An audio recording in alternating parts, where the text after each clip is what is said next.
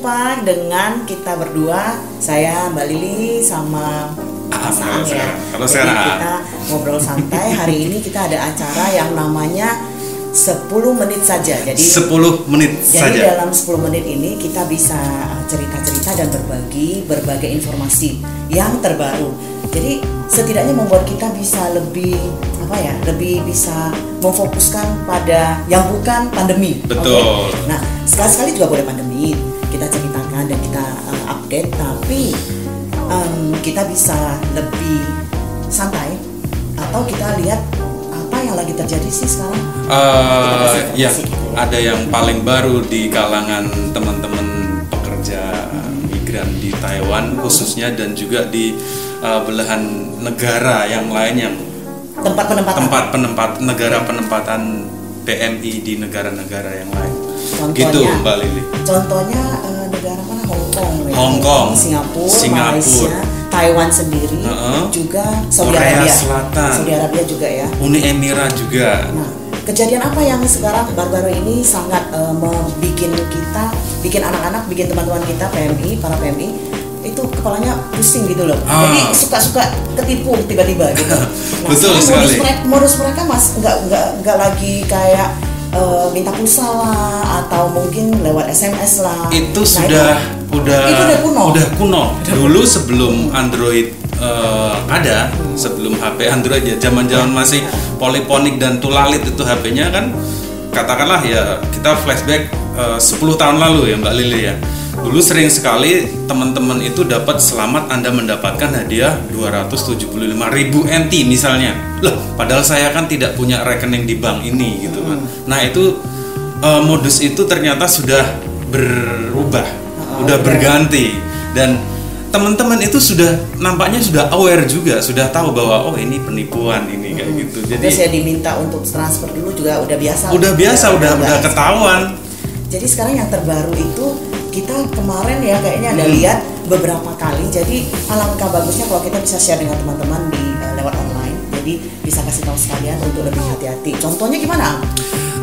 Kita lihat dulu ya, teman-teman itu pasti tidak bisa lepas dari medsos kalau sekarang lah. Kalau dulu pasti pakainya SMS. Bang SMS siapa itu? Bang itu ada lagunya juga. Iya.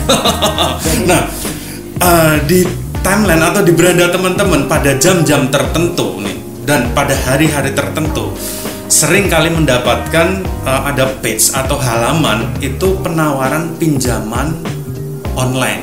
Nah, pinjaman online lewat sosmed. Lewat sosmed Mbak Lili. Jadi berarti banyak institusi yang beriklan di sosmed. Tahu-tahu sekarang juga mereka melihat peluang itu. Betul. Jadi langsung nyamperin itu si sosmed terus dikasih terus diiklanin. Betul. Jadi siapa tahu teman-teman yang lihat sponsor gitu ya. Seperti itu. Jadi ini gimana jalan ceritanya? Nah, jadi gini, teman-teman semua pasti kadang atau memang ada di beranda kita itu ada penawaran, misalnya ya pinjaman online dari Bank Anu misalnya kayak gitu ya. Yang paling sering itu ya penawaran dengan menggunakan jumlah atau nominalnya itu tidak masuk akal. Masa penawaran begini loh Mbak Lili, penawaran itu penawaran pinjaman ya, kalau mau pinjaman 10 sampai 500 juta dengan syarat KTP, KK, udah itu aja. Beres. Nah, tanpa jaminan loh. Kalau kita lihat, kadang-kadang kita penasaran. Misalnya bank yang baru-baru ini kita bisa tunjukkan ke teman-teman. Contohnya di sini ada ya. Contohnya dari Aang, coba. Nah, yang kita akan kelihatan di layar juga. Yang seperti ini sih jelas mencatut ya. Ini kayak gini ya. Nanti akan muncul di belakang. Nah, ini pinjaman online terpercaya dari Bank BTPN.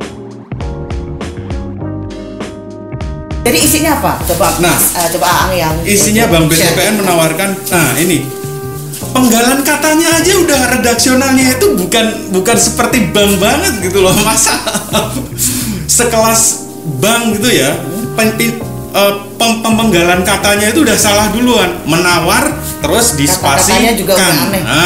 gitu kan. Terus syarat fotokopi KTP, KK, buku tabungan rekening yang jelas, pinjamannya 10 sampai 500 juta. Terus tulisnya jangan takut tidak punya uang, ajukan pinjaman sekarang, bunga hanya 2% di PT Bank BTPN Indonesia. Jadi lebih banyak mereka memakai merek bank-bank terkenal ya. Betul. Padahal kalau mau dirunut sama bank-bank itu bisa dicari sama Iya. mereka dikasih kasus lah seperti itu lah. Karena memang mencatu. Tapi masalahnya sebelum mereka sempat mencarinya dia udah mendapatkan mangsa. Betul. Nah, di sini kita kasih wanti-wanti sebelum sedia payung lah sebelum hujan, daripada nanti tergiur, lebih baik jangan. Soalnya ini lebih sangat-sangat merugikan sekali. Kalau dulu modusnya memang seperti yang kita omongin tadi, SMS gitu kan. Nah, orang tergiur nanti kalau mau dapat transfer dulu. Nah, ini kurang lebih seperti itu modusnya. Tapi setelah dia klik ke dalam, apa yang terjadi?